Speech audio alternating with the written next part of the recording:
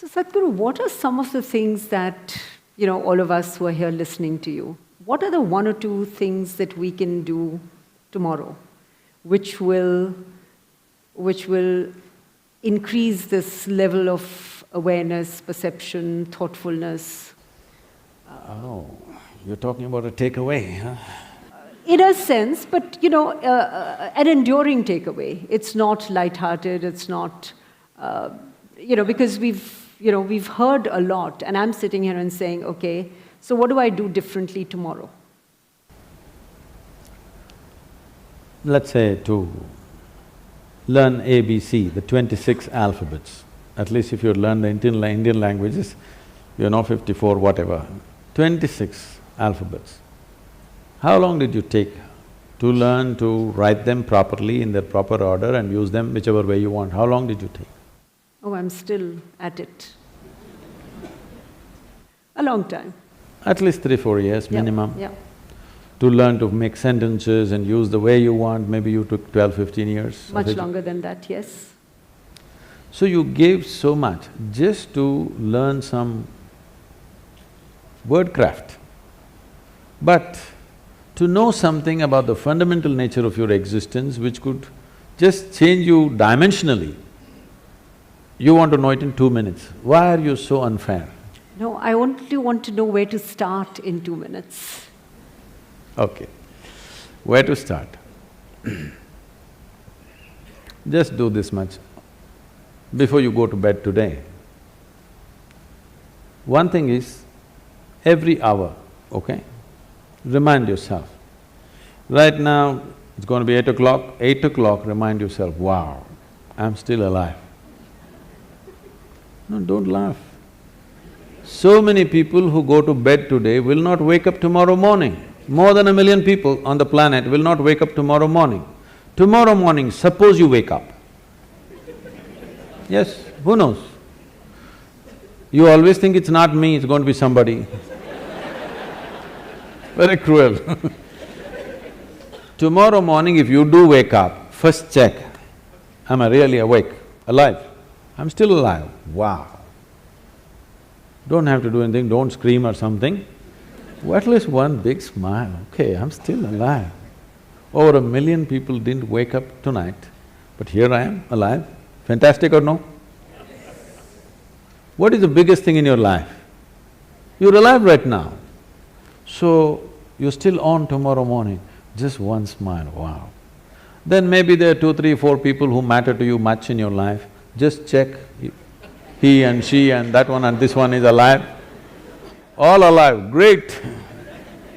If 1 million people died tonight, which they do every night, at least 10 million people lost somebody who was dear to them. But none of those who are very dear to you are gone today. Fantastic or no? Yes. Another big smile, don't tell anybody. Just smile, okay. Great. 8 o'clock in the morning, wow, 8 o'clock, still alive. Every 1 hour, just do this exercise, okay? Every 1 hour, just remind yourself, check, on. Please understand this. If you think about God, you will become hallucinatory. Only when you are conscious about your mortality will you want to truly know the nature of this life. When you know, you're on right now and tomorrow morning you may be poof, gone. Now you want to know, what the hell? What is this? I'm real right now, but tomorrow morning, gone. So many people who are so real and on, suddenly gone. Can't believe where did they go? But you thought about it for 10 minutes and then you got busy. You had to text, my father is dead. But remind yourself of your own mortality, let the question deepen. If you can do it every moment, it's great. If you cannot, at least once an hour, remind yourself that you're mortal. You're not immortal, you're mortal. If you know that you're mortal, suddenly you will see in a few days you have no time to do any nonsense which doesn't mean anything to you. You will do only what really matters to your life. You have no time to do any rubbish with anybody. You will have time only to do the best things that you want to do, what you truly care to do in your life, and nothing other than that. And that's what you should be doing because it's a very limited amount of time.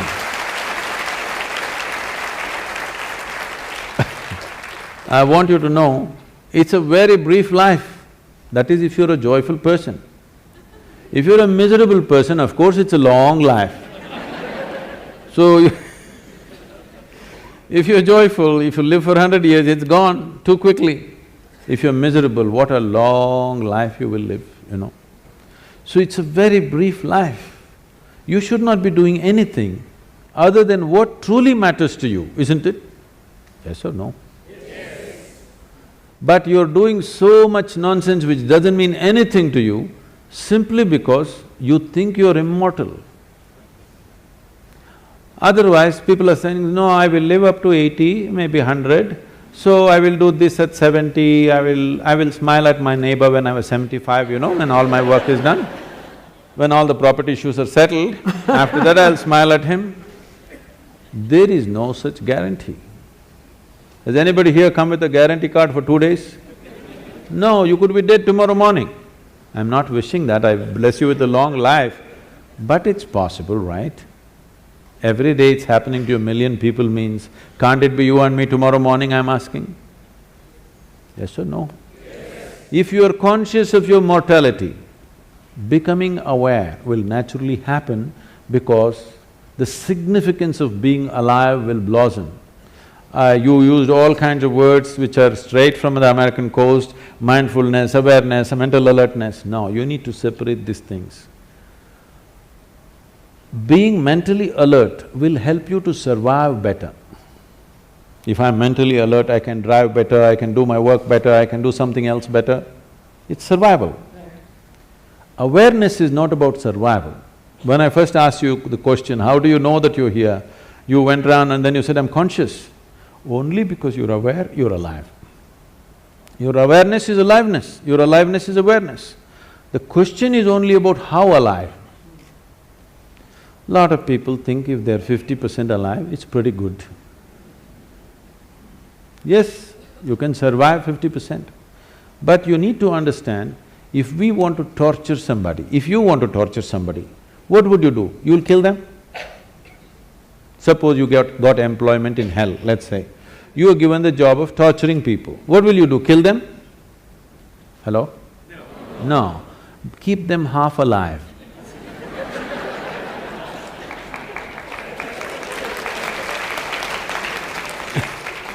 If you keep them half alive, that's called torture. So right now this is called self-torture.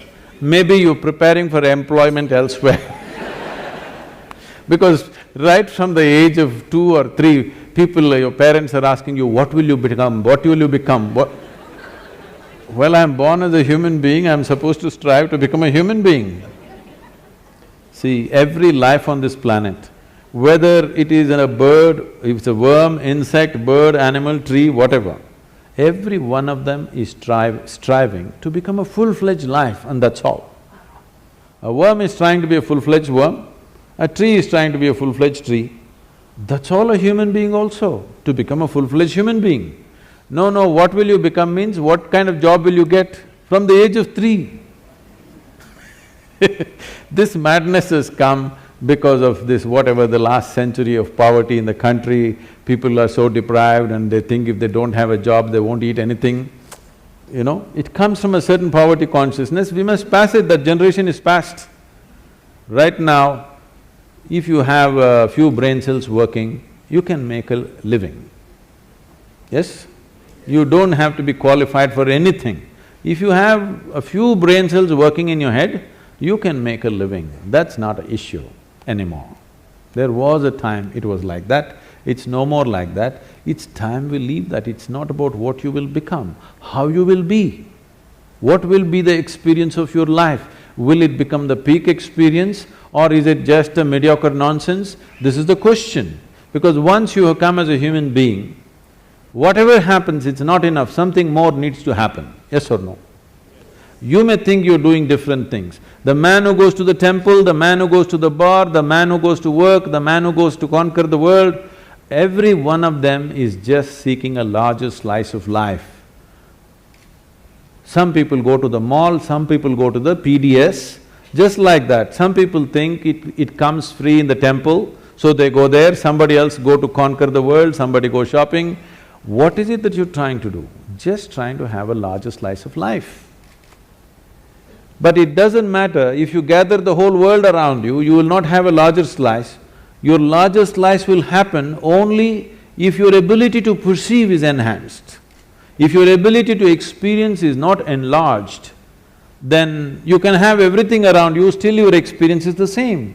Modern life is just that. No other generation had the things that we are having around us. Most homes are looking like a warehouse. Because they're shopping trips, they don't know where to keep it, everything is falling all over the people, there's no place for the people, full of things. But does it bring well-being or happiness or anything? No.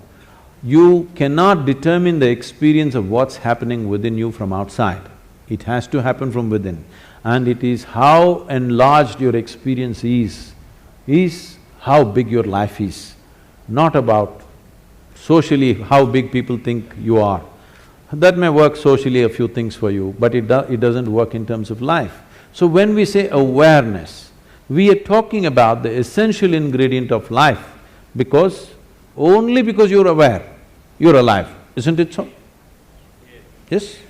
Now the question is, how alive? If we have to use an analogy, right now this light is, blinding me. Now, if you reduce the voltage, it'll be like this, it'll light up only that much. But they want it to light up everything, so they turned up the voltage. So if you turn down the voltage, you'll see only this much, if you turn it up, you'll see that much, if you really turn it up, you'll see the entire hall. Awareness is the same thing. Because you're conscious or you're aware, you know something. If you become a little more aware, you will know something more. If you know a little more aware, something more. All these words are connected. Prajna, the word guru, all these things are connected because prajna means you're conscious. Because you're conscious, depending upon the intensity of your consciousness, accordingly your vision of everything around you is enhanced. Now the word guru means, gu means darkness, it's a four-letter word, Ru means dispeller. So a guru is not supposed to teach you something, he is not supposed to give you a philosophy, not supposed to give you an ideology. It is just that he is supposed to throw little more light. Little more light means, suppose this hall is dark and you're only able to see the first two rows, you're not able to see them. If I flashed a torchlight, you saw, oh, all those people, the whole world out there. But I switched off the torch. Then you know, there is something, now I have to see. What do I need? I need a torch beam of my own, okay? This is the job. Because the children in the home where I'm staying, they're declaring, he's not like a guru, he doesn't talk like a guru, he doesn't look like a guru, he doesn't walk like a guru, he's not a guru. I'm very glad, I'm getting certified. Yes, yes. Now, about seeing everything the way it is, because if I want to walk through this, there are a whole lot of people right now, belief systems. You believe in God, all right? Now, I know in the corporate world, people have shifted this, I believe in myself. Which is somewhat misplaced, but that's okay.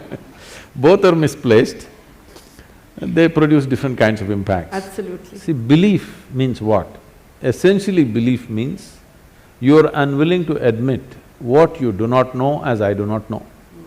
Whatever you do not know, you believe. If you believe, what it does to you is, it'll give you confidence. Confidence without clarity is a disaster. Right now, let us say, I cannot see these people, my vision is not clear. But I have great confidence, I'm going to walk through these people. You know what I will do? I'll step over everybody and go, because I'm very confident, the whole lot of people like this. If my vision is clear, I will go through this without even touching anybody. If my vision is not clear, and I have no confidence, I will ask, please can somebody show me the way? But now I have no clarity, but I have confidence. It's a disastrous process.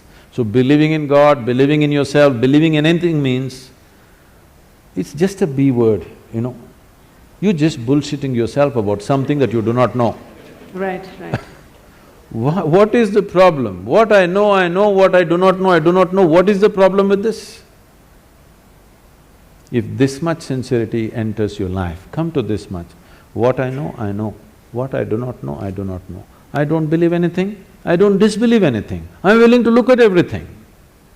You will become a sensible human being, and every 1 hour you remind yourself you're mortal and celebrate with a smile that you're still alive. You will see wonders will happen to you. Thank you. Great.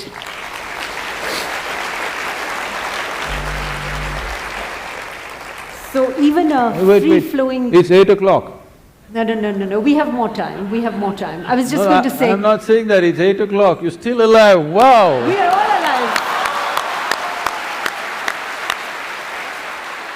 That's the collective celebration.